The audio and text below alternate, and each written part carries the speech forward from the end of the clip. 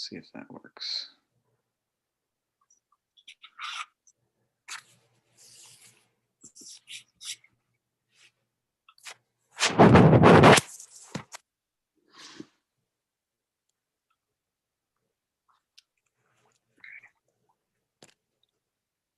See if that works.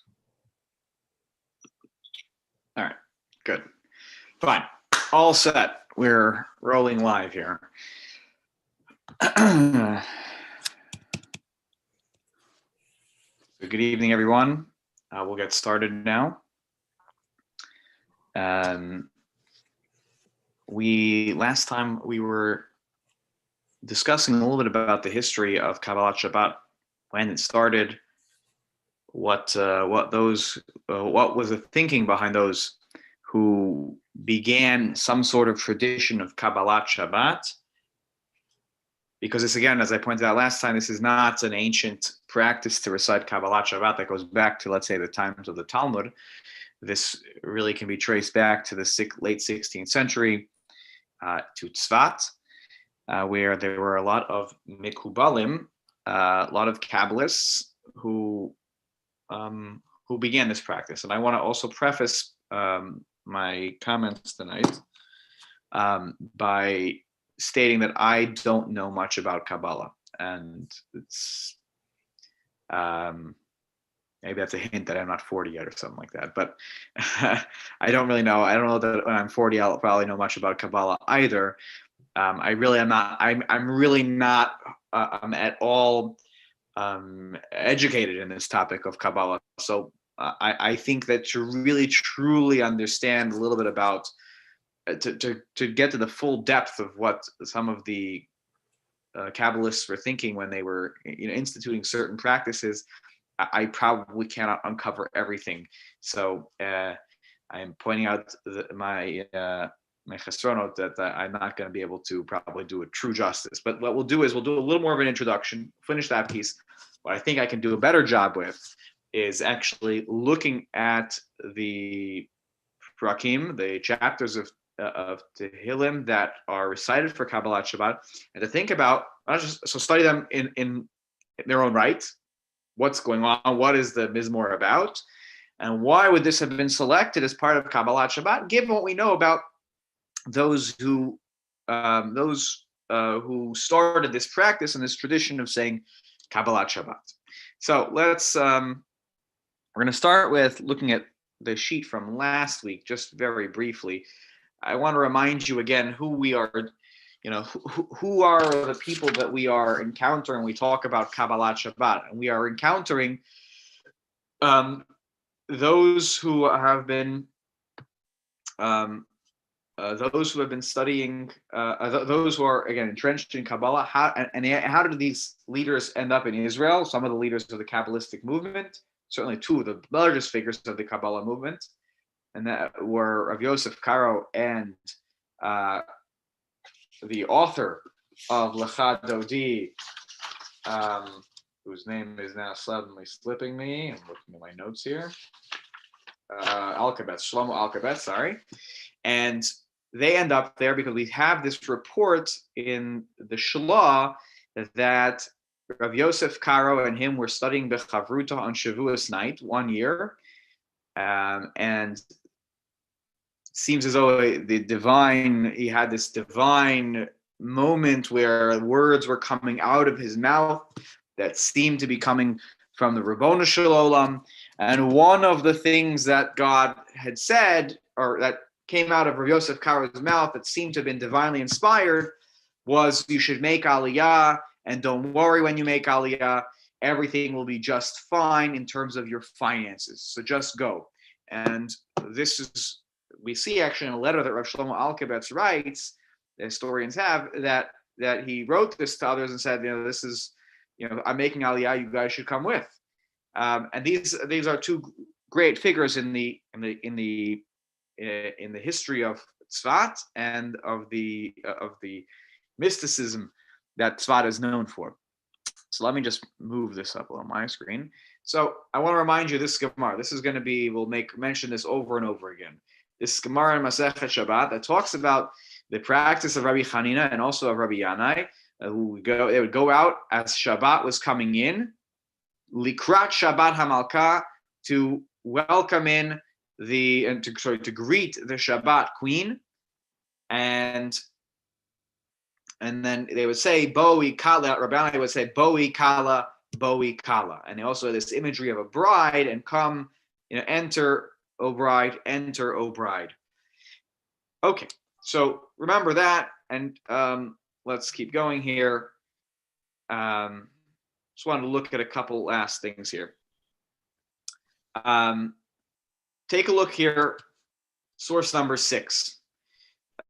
This is from, let me just get this over here. This is from Shir HaShirim, Song of Songs. We read this publicly every year on Pesach, if there is a Shabbat Chol HaMoed Pesach, we read it on Shabbat Chol HaMoed Pesach. If there's no Chol HaMoed that year for Pesach, we read it here in the diaspora. We read it on the 8th day, which, if there is no Chol HaMoed, it's because the first day and the 8th day fall out on Shabbos. So we read it on the 8th day of Pesach. In Israel, I actually don't know what they do. Anyone know what they do in Israel? They read it on the first day in a year like that.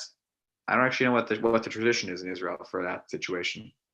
Anyways, you'll report back. You guys will all report back to me for your homework. And in Shir HaShirim, chapter 7, verses 11 to 12, it says, Ani ledodi.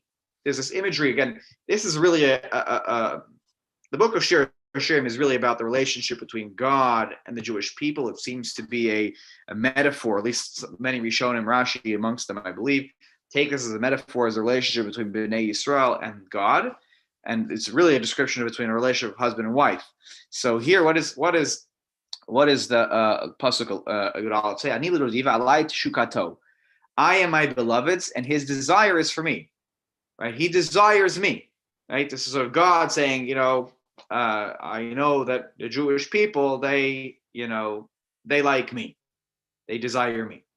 And what is the next thing? Lecha dodi. Okay, now you see, of course, lecha dodi from the song. Lecha dodi, neitzei hasadeh. Lecha dodi, come, my beloved, let us go into the field. Neitzei hasadeh. Nalina bakfarim, let us lodge, let us, sleep in the kfarim. They translate that as henna shrubs. I'm not even sure what that is. Kfarim, I thought were villages, but okay, maybe I need to look into that more. But key here is lecha dodi neitzei hasadeh. There was a practice, as we'll see in a moment. Some of those who instituted Kabbalat Shabbat, they had this practice. Whether they said the full Kabbalat Shabbat that we said, not sure, but they certainly had. Some of them had a practice of going outside to the fields to sort of watch the sunset as Shabbat is coming in, and they are going out to the fields to greet the Shabbat queen. Why? Lecha dodi neitzei. I said, let's go into the field. Come, my beloved, let's go into the field. Now, it's interesting here, they're talking about husband and wife go to the field. There, this one is coming, and you're going to greet in the field. So it's a little bit, anyways, you can appreciate at least the imagery here will play into what some of the those in the Kabbalist, some of those Kabbalists were doing. All right, that's all for that sheet. I want to switch to this other sheet. Okay, sorry about that. Okay, take a look. And by the way, I just sent this out, so some of you are on the email distribution list that I have. If you're not, please let me know. I'm happy to add you. But I always share the source sheet, anyways. But I just sent this one out about 20 minutes ago. I'm sorry for the late email today. They kind of got away from me.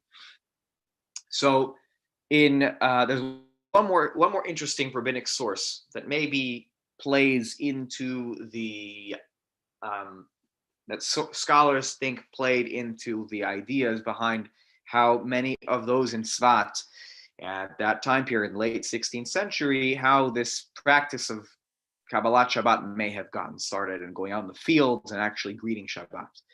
So I just picked out one line in this Medrash from Bereshit Rabbah, right over here, and he says, so there was a machloket between Geniva and Rabbanon. I have no idea who Geniva is. I'm telling you honestly, what my chesron are. I've never heard of Geniva. there are other rabbis. I can tell you that Rabbi Yossi, I know Rabbi Yossi. Rabbi Yishmael, I know Rabbi Yishmael. Rabbi Shimon Bar Yochai, I know him. I've never heard of Geneva. This is the first time in my entire life I've seen it. I've seen such a name. Anyways, it's an interesting name, by the way, because the word Geneva is kind of in there, but he's not Geneva, he's Geneva. Geneva Amar, Mashal Melech She'asa Lo Chupa. He's here describing a parable, and let me give you the context. What's this all about? In the creation story, on the seventh day, it says, "Vayichal Elokim bayom hashvi'i," okay, which means God completed on the seventh day. But the word vayichal, so the rabbis and the medrash try to make a drush on it. What did he complete? What was done? What was left to have happen? So, right, what do we learn here? He gives a parable. Geniva mamashal melech she'asa lo chuppah. What is it like? It's like a king who made a chuppah, a wedding canopy. Vitsira, and they made it all beautiful. They painted it and they decorated it. V'chira, that's also a word for making it nice and beautiful. Uma haita chasera. So they made a beautiful chuppah. You ever been there? You go to the wedding hall before the wedding. It's all set up. You know what happens? The photographers are taking pictures of the shmorg untouched, and they're taking pictures of the tables untouched, and taking pictures of the chuppah untouched, and the chairs untouched, everything untouched. And what's missing? What hasn't happened yet? What if everything ready to go? Mahaita chaser. What's missing? Kala shetikanes latocha. You're missing the kala. You need to bring the bride down to get married to the chatan. So what they're trying to say is here, what was missing? So great, you completed all the days of creation. What were you missing? It's like you were missing. You're missing the kala. Kach mehaya haolam chaser. What was the world missing after 6 days of creation as God created the most beautiful chuppah? They were taking pictures and they were putting it on albums and they were going to put it on the website so that you can choose that photographer next time.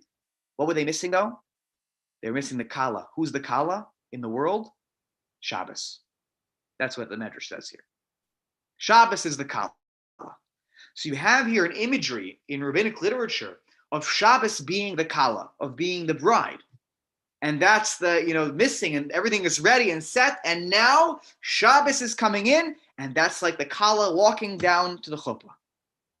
It's a beautiful imagery that Geneva, puts forward. And this is certainly very striking because this is essentially what those in the 16th century in Sfat started to do. They said, everything is ready. Let's go. Let's greet the Shabbos queen. Let's boi kala, come.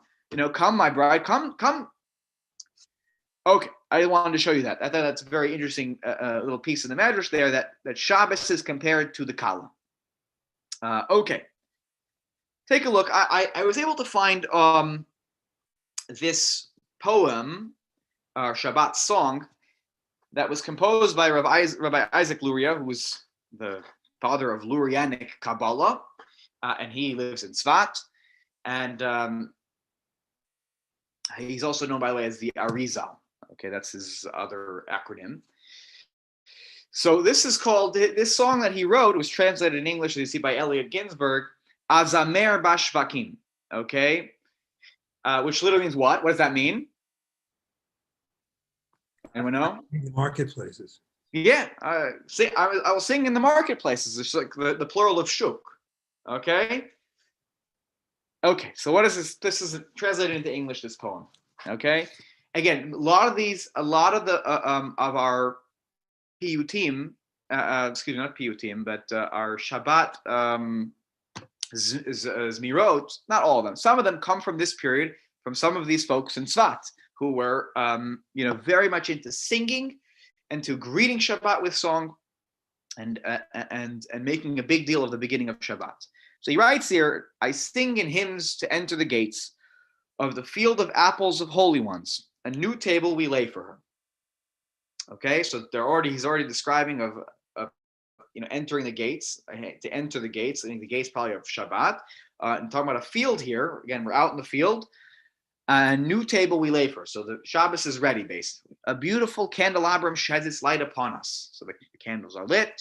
Between right and left, the bride approaches. So we lit the candles right before Shabbos, and here comes the bride down the aisle, right? In holy jewels and festive garments, right?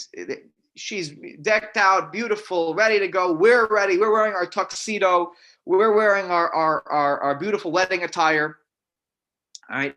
Torment and cries are past. The last 6 days of the week, that's behind us. That was, the stress of the week. That's yesterday. Now it's Shabbos. Now there are new faces and souls and spirits, which is a hint, I believe, to this idea of on Shabbat. There is a neshama yetera, which already appears. I don't know if it's in the Gemara itself or already in the. I know it's in either Rashi or Rashbam in Masechet Pesachim in the 10th chapter. They talk about why do we use bisomim on Saturday night after Shabbat is over, and one of the answers the Rishonim give, I don't think this is in the Gemara. This is probably a Rishonim approach to why we do this, is because there's a neshama yitera, additional neshama sort of that is in us on Shabbos, and now as we're leaving our innards it's almost like we're sad, and one way we try to ease the pain of the neshama leaving is through smell, which is not a crazy thought, by the way, because if you think about how does God create man in the Torah, the imagery, he blows into the nostrils of man, right? It's this idea of that's how we'll try to regain a little bit of our spirit, it's through our nose. Anyways, her husband gives her joy in twofold measure. Lights shine and streams of blessing. Bridesmen go forth and prepare the bride. So it's a whole wedding party.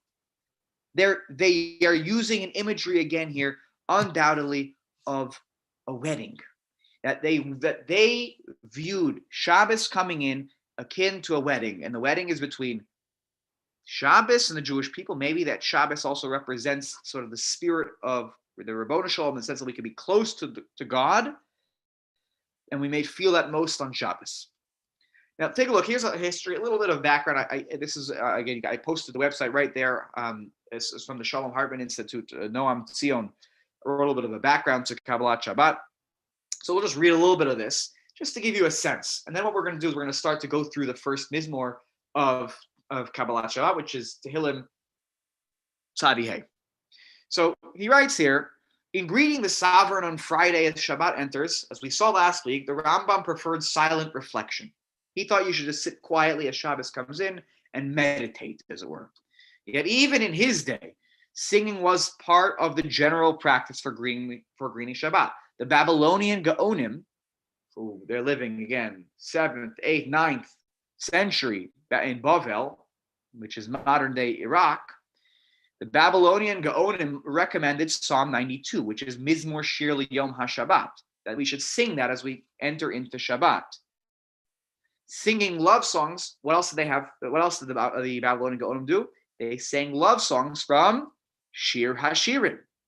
As is sung to this day, he writes in Sephardic circles on Kabbalat Shabbat. I don't know, I haven't attended a Sephardic minyan, I think, on a Friday night ever.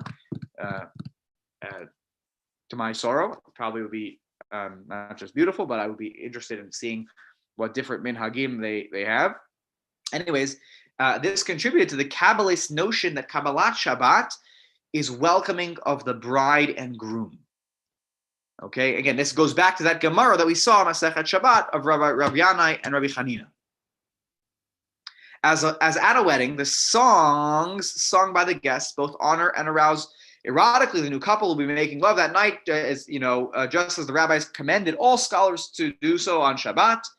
And the dialogic language of invitation to love is already found in Shlomo's Shir HaShirim, and it was later used by Rav Shlomo Alkabetz in L'Chadodi, as I pointed out to that pasuk of "Come, my beloved, let us go out into the field." Right, let us go out into the open. L'Chadodi Neitzei HaSadeh. The fixed liturgy of Kabbalat Shabbat, as we know it in prayer books today, had not yet crystallized when Alkabetz arrived in Tzfat. In those days, there was no formal Kabbalat Shabbat on Friday evening. Sfardim used to sing Psalm 92, Mismo Shir Yom HaShabbat, for Shabbat, but nothing more. Then Chaim Vital, who's another Kabbalist in Sfat, the student of Arizal, of Isaac Luria, began the practice. He was the one who began the practice of going out into the city, out of the city into the fields to welcome the Shabbat queen / the bride at sunset. He was trying to revive the personal custom of the Talmudic rabbi, Rabbi Hanina, who used to say, let's go out and greet the Shabbat queen. Okay, and that's the Gemara that we saw. He writes here, Moshe Cordovero, the Kabbalist philosopher whose family probably originated in Cordoba, Cordovero, which was in Spain, and who was a student and brother-in-law of Rav Shlomo Alkabetz, who authored Lecha Dodi, and who moved with the Beis Yosef, with Rav Yosef Karo to Israel after that whole divine moment, objected strenuously to liturgy exiting the synagogue in the direction of the fields to find the Shabbat queen coming from the direction of the setting sun. He was opposed to this practice. Not everyone was into this. Many have imagined, and we know this because of his work here. He cites his work, Tfilah LaMoshe Isha Elohim, which was, Moshe Cordovero's work. And he writes, many have imagined that one needs to go outside to the field to welcome Shabbat. But this is very astonishing and problematic practice, for Shabbat does arrive I should say, I guess it does not arrive horizontally from the field, but vertically from above descending. Meaning, it's not just about the sun; it's about God. God is, you're feeling hopefully closer to God as Shabbat is coming. And the main thing to bring in Shabbat is to bring Shabbat in earlier. And Shabbat is best accepted, he felt, in the synagogue. And when they says, let's go out and, say Boi Kala, that didn't mean they go to the fields. That meant they say, there was immediately Boi Kala. Okay, let's go out, greet the Shabbat queen, turn around, Boi Kala, Boi Kala. This might sound a little bit familiar to the practice we have in Shul today, where at the end of Lecha Dodi, as we're concluding that, before we say Mismo Shir Liyom HaShabbat, as we bring in Shabbat, we turn around to the back of the shul, we kind of bow to welcome in the Shabbat queen, Boi Kala. We don't go outside, but it really matches up with this practice of Moshe Cordovero, where he said, you do this in shul, and you have a little, moment of Boi Kala, Boi Kala. Okay. But Moshe Cordovero did institute the singing of the psalm of Lechuna Ranana.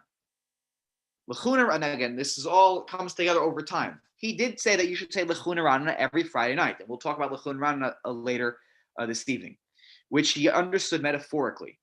There were already some medieval poems recited which Shlomo Alkabetz reworked and expanded into Lecha Dodi. So Lecha Dodi comes into being at this time of Shlomo Alkabetz. People are starting to say Lecha Dodi. Maybe they're saying Lechuna Ranana. It wasn't yet clear that they said everything else. And the Kabbalist master, the Arizal, of Isaac Luria, is reported to have adopted Lecha Dodi for his personal Shabbat ritual, along with Psalm 20, Havula Hashem B'nei Elim, which is said before Lecha Dodi today in our liturgy, which gave a great impetus to the poem's institutionalization amongst both Ashkenazi and Sephardi Jews. Shlomo Alkabetz understood his poetic invitation, Lecha Dodi, as an inspirational act of meditation. In his commentary on Shir HaShirim, where Shlomo Alkabetz writes, what does he say on the phrase, let's go out to the field?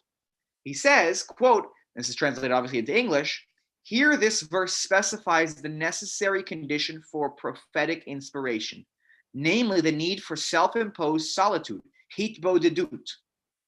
For anyone who wishes to unite with dvikut, one's soul, with the supreme spiritual forces, must remove distraction and go out to the field, for that is a place of meditational solitude. So that Shlomo Alkabetz, in his commentary on this pasuk in Shir HaShirim, speaks about this idea of dveikut, of hitbodedut, of isolation and self-imposed solitude being crucial to being able to welcome in the divine spiritual forces.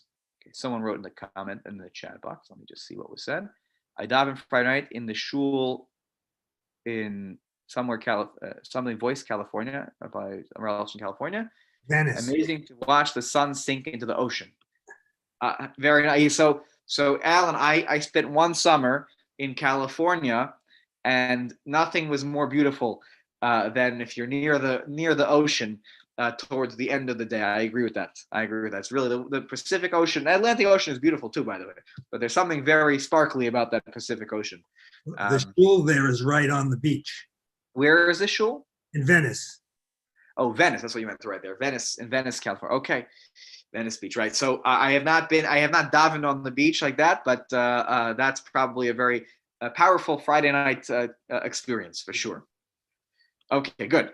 So thus for Alkabetz, Kabbalat Shabbat, for Shlomo Alkabetz, Kabbalat Shabbat is not only the greeting of the Shekhinah, of God's presence coming in, and the receiving of that Neshama Yetera, but it's also this like moment of prophetic revelation. Like if you want to have all these spiritual, forces, you have to have this hitbodedut. You have to go out there to the fields and have a moment of quietude as you're bringing in Shabbat, and the Shabbat Queen is coming. Okay, again, what that means, I'm not a Kabbalist. I don't fully grasp what it means to bring in those, those spiritual forces. I don't. I acknowledge I don't. But certainly, this was something that they practiced, and this was something that they held very important. It is only in the latter half of the 16th century in Tzfat that Kabbalat Shabbat becomes formalized. Then the 6 Psalms representing, according to some opinions, the 6 days of the week that lead up to the Song of Shabbat. You would say 6 Mismorim of Tehillim, and then you get to Mizmor Shir Yom HaShabbat. 6 days of the week, 7th day of Shabbat, the 7th Mizmor is about Shabbat.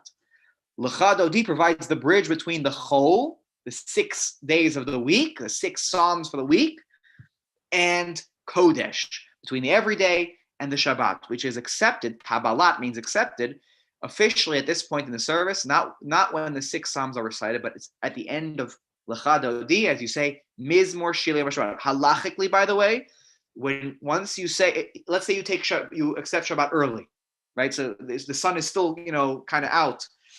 But if you say Mizmor Shir Yom HaShabbat, for you it is now Shabbat. Halachically, there's no going back. If you're in the middle of L'cha Dodi or in the earlier part of Kabbalat Shabbat, you can still do something. Oh, I forgot to turn off I forgot to lock my car. I forgot to turn off this thing. You can still do it. Once you say Mizmor Shir Yom HaShabbat, that's it. It's now Shabbat halachically, and you can't do those activities. Beyond those transitional songs and psalms, the mystics interpreted every ritual act of Friday night to conform to the metaphor of a wedding feast. Rabbi Yisrael El Nekave, who I had to look him up, I had no idea who he was. He passed away in 1390, so he was a Mekubal for sure, but not living in this period. But obviously, this is something that they would have had his works and writings. He quotes a midrash that, again, I couldn't find this. You have to go to Sefer HaPliyah to find this quoted.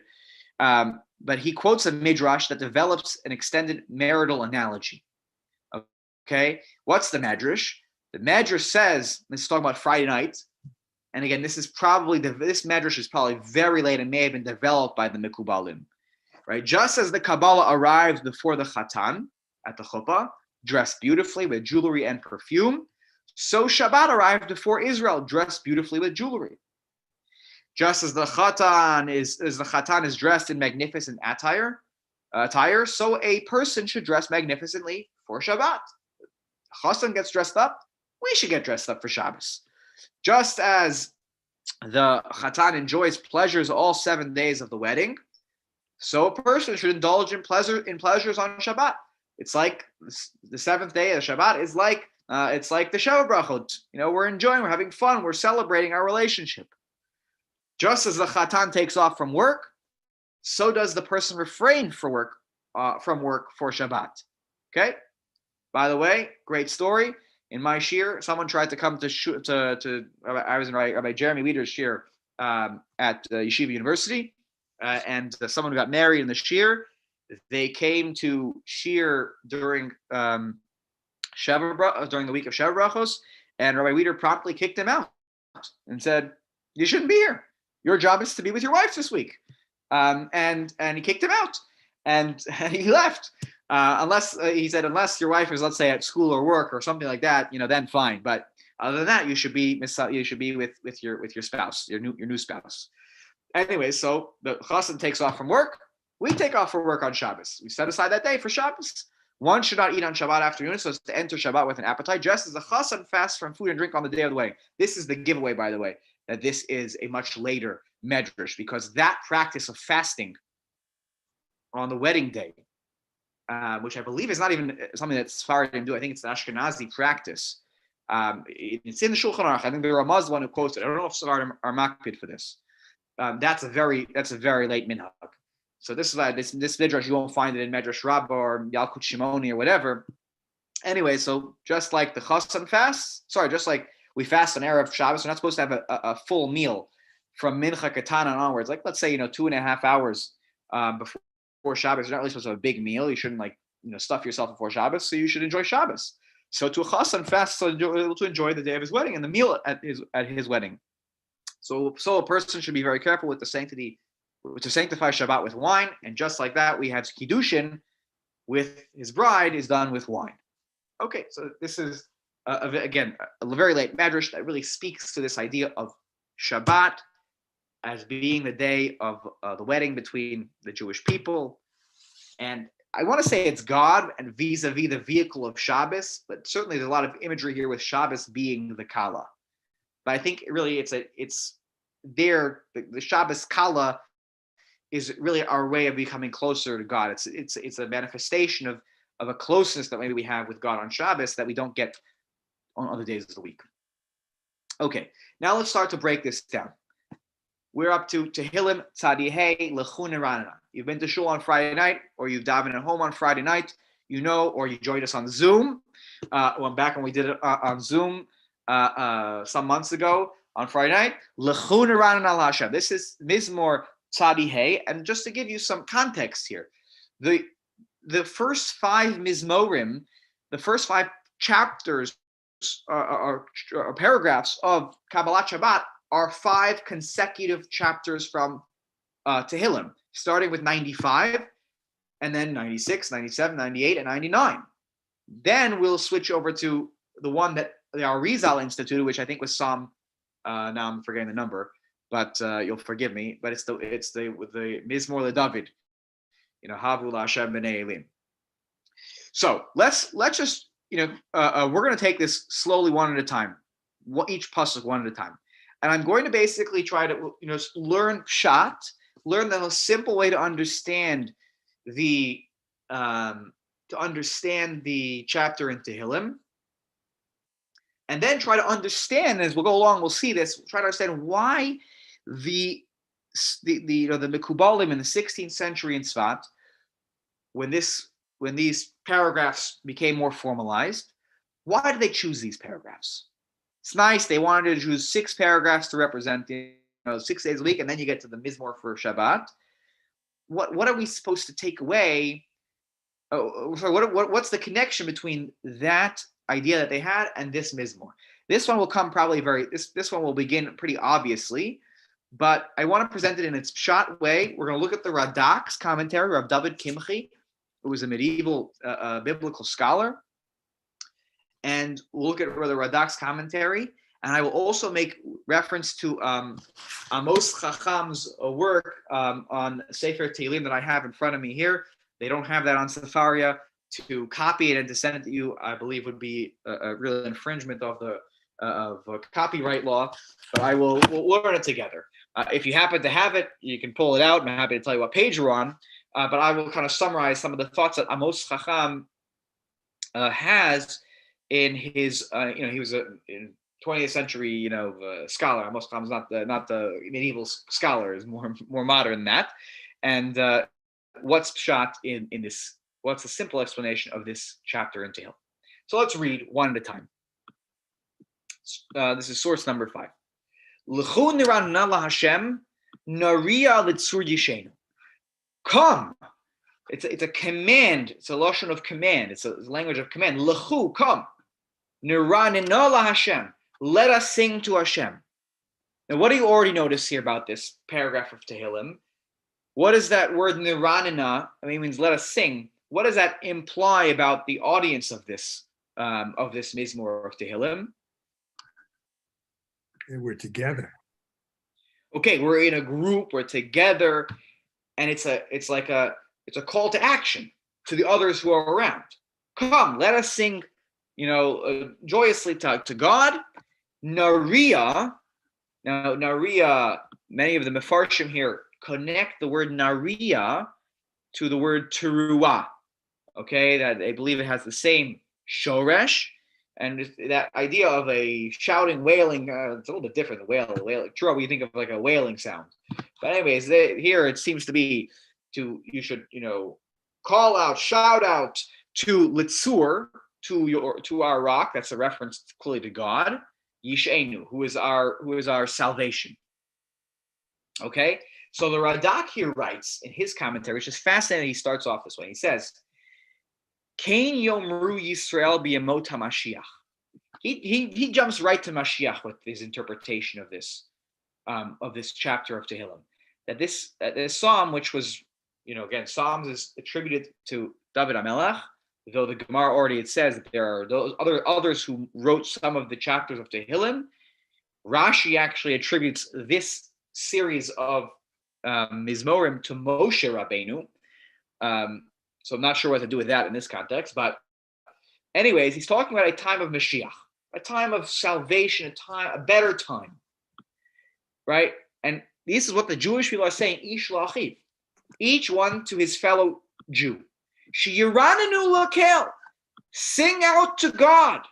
Shoshiam, he is saving us. He's bringing Mashiach. Ukvar perashnu ki milat lechu. He's like, I've already explained what other places. The word lechu or ulecha hu b'mekomot inyan zirus hamasa. It means to like hasten the, whatever it is. Come on, guys, let's sing right now, everybody. No, let's sing.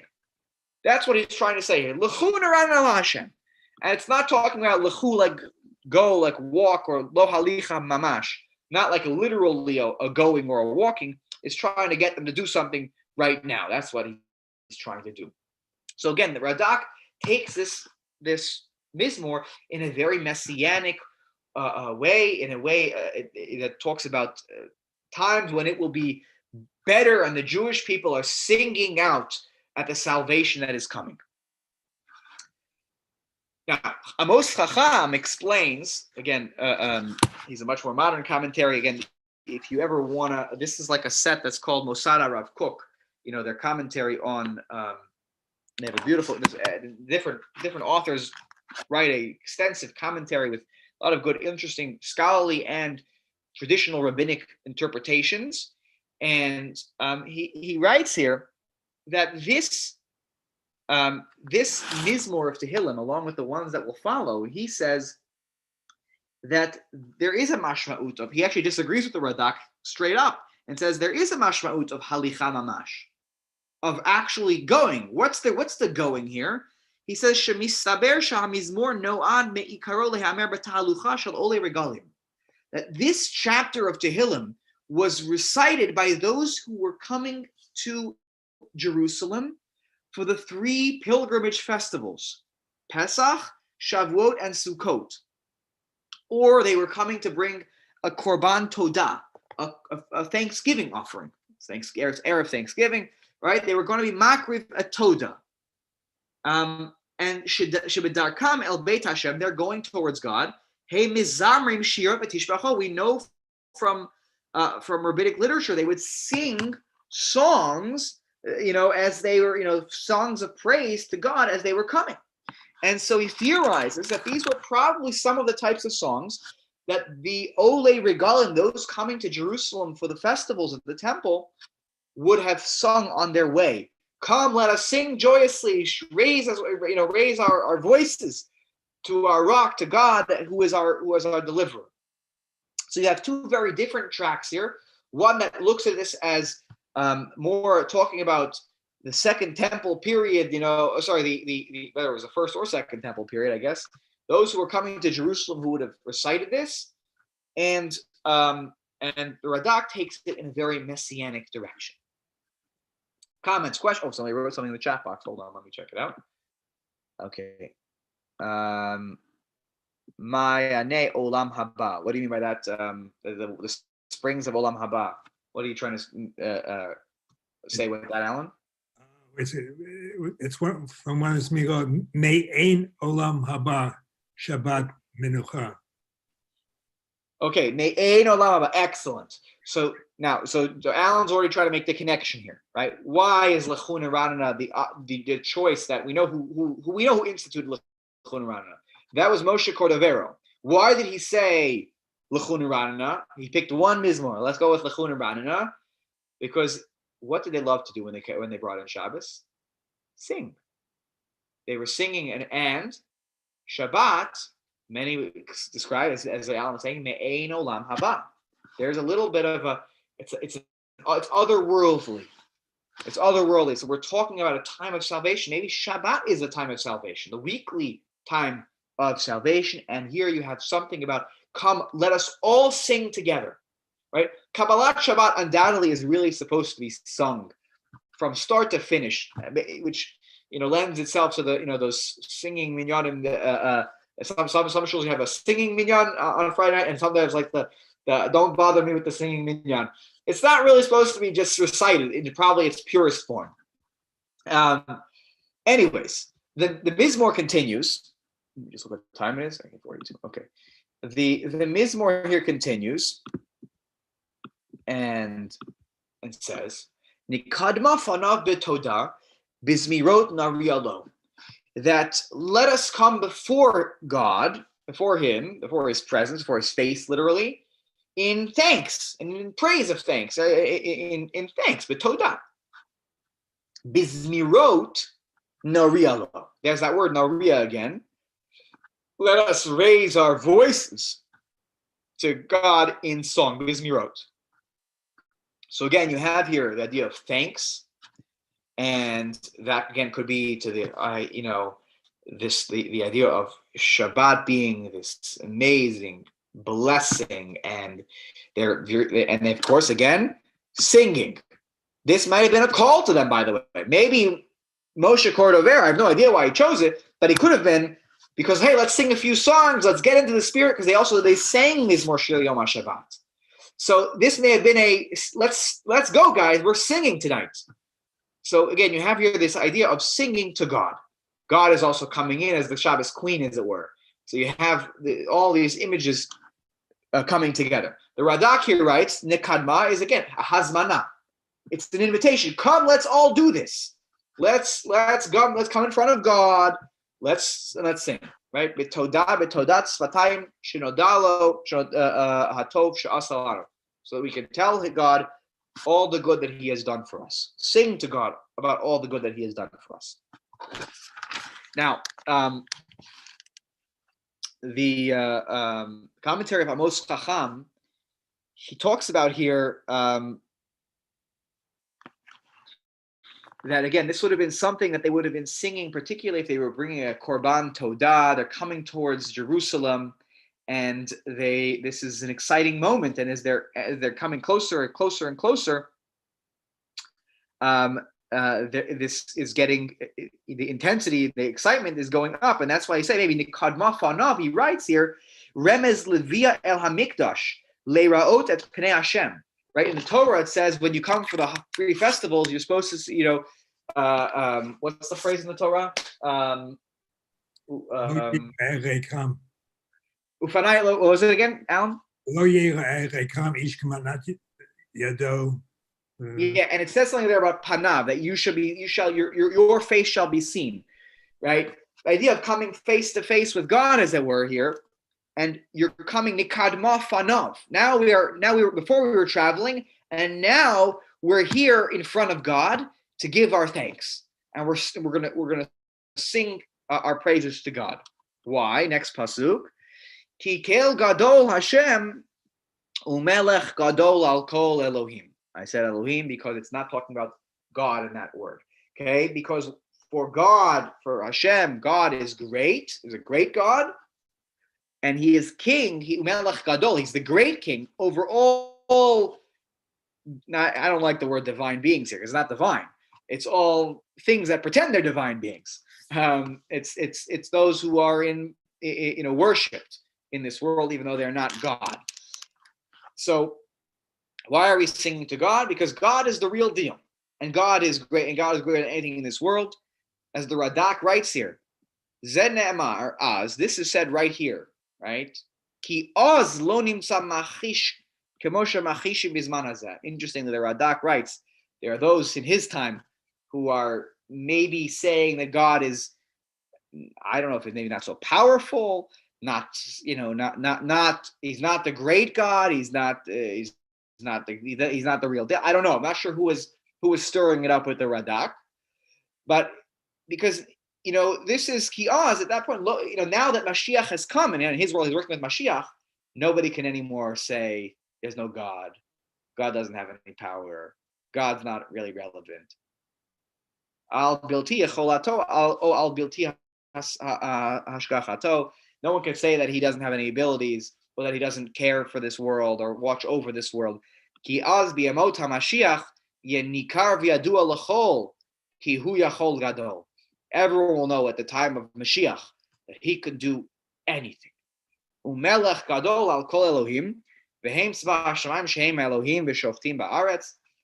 What are the Elohim? Those are the legions in the sky, the stars, the sun, the moon, that rule over the world, I guess, judge over the world. V'az yakir ki hu melech alehem. God really rules them.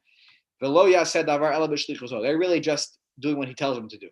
Right? The sun, the moon, the stars, the world functions the way God set it up. Now, what time is it? 8:47. So we'll do a little bit more. The Radak,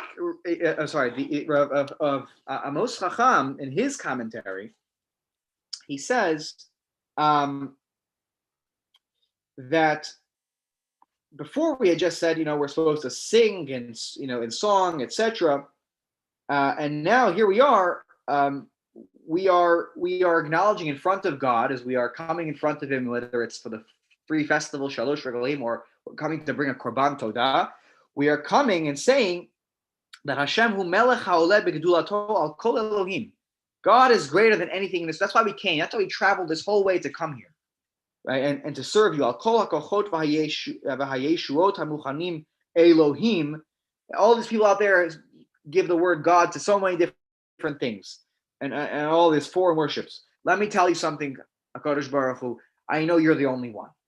You're the only one. Okay. Now, again, this fits very nicely in the Kabbalat Shabbat mode of the Kabbalists that we talked about. What are they? What's the point here? Is that they're acknowledging God's imminent, very much the presence of God that they very much felt when Shabbat came in. That when Shabbat entered, they felt it was a different level of spirituality, a different level that Neshama Yetera kind of is more. That Neshama Yetera takes hold of that person, and you just feel like you're in a better place spiritually. Remember talking about that moment of where Shlomo Alkabet says you should go out, his commentary on Shir Hashim, go out to the fields so that divine forces and spirits, whatever, can really enter you, and that is really about the connection to God. Okay, it's 8:50, so I'm going to pause here. And actually, it's not a bad place. The praise continues on. Essentially, what you're going to see here is that the praise is going to continue on from, David HaMelech, or whoever wrote this. One of his, Gemara goes through a few different other authors of some of the Mismorim, and what we'll see is that the praise continues for the amazing nature of God. And then towards the end of the Mizmor, and I'm not sure what to do with this, and I have to think about more about this, but it starts to turn, actually, at the end of the Mizmor, to a topic that says, don't be like our ancestors in the wilderness, in the Midbar, in the desert, when the Jews were traveling in the desert, and they had this whole kerfuffle. They had a whole fight at Masau Merivah, that with Moshe Rabbeinu about what did they fight about at Masau Merivah, this difficult time? Well, anybody? Wasn't they arguing about water? Okay, definitely they were arguing about water, and they had this interesting challenge of They didn't know, is God there? Is not there? They're complaining like a few days after the sea splits, and we'll talk about this more. And the author here is saying, don't do as your ancestors did in the wilderness when they tested me, right? And God, the Torah says, Hayesh Hashem b'kirbeinu imayin, that they're testing us. Is God really here? I don't know if he's really here, right? And they saw, for 40 years I provoked that generation, and I thought, quote, they are senseless people, they would not know my ways, etc. Concerning them I swore in my anger, they shall never come to my resting place. My resting place, menuchati, and that word menucha is very important for Shabbat, right? Shabbat is a day of menucha. But God said to the people in the desert, they will never come to my place of menucha, which is Israel. And again, I think this may have something to do again with the, Rav Shlomo Alkabetz and Rav Yosef Karo, who move, and probably Rav Moshe and Cordovero move to Israel, to Tzfat. They want to be in Israel. They don't want to be in Spain anymore, or in Egypt anymore, they don't want to be there anymore. They want to be in Israel. And part of that is, we saw from that whole interesting, strange passage of what came out of Rav Yosef Karo's mouth, is that they wanted to be closer to God. That's what they wanted. Don't worry about the finances. You'll be closer to God. And this may have everything to do with also, how do you acquire menucha? Right, menucha, real Shabbat menucha is being with that sense of closeness with the Ribono Shel Olam that is experienced by Shabbat coming in, and really, really tapping into Shabbat and really enjoying every moment of Shabbat to its fullest. So we'll continue our study of this chapter of Tehillim. I hope this is interesting. If it's not, you can always let me know. You can just tell me right to my face, or you can send me an email if you'd like also, and say, no, Rabbi Kling, we should pick something else, because this isn't interesting. This is a little bit different than what we've done, when you're really basing a lot of what we did with Rabbi Ezra Bick's amazing insights. This is a little more text study of Tehillim, which is, I find it to be interesting, but that's just me. I only get one vote. Everybody's vote counts. There's democracy here. So anyways, Yeah. Well, with that, I'll end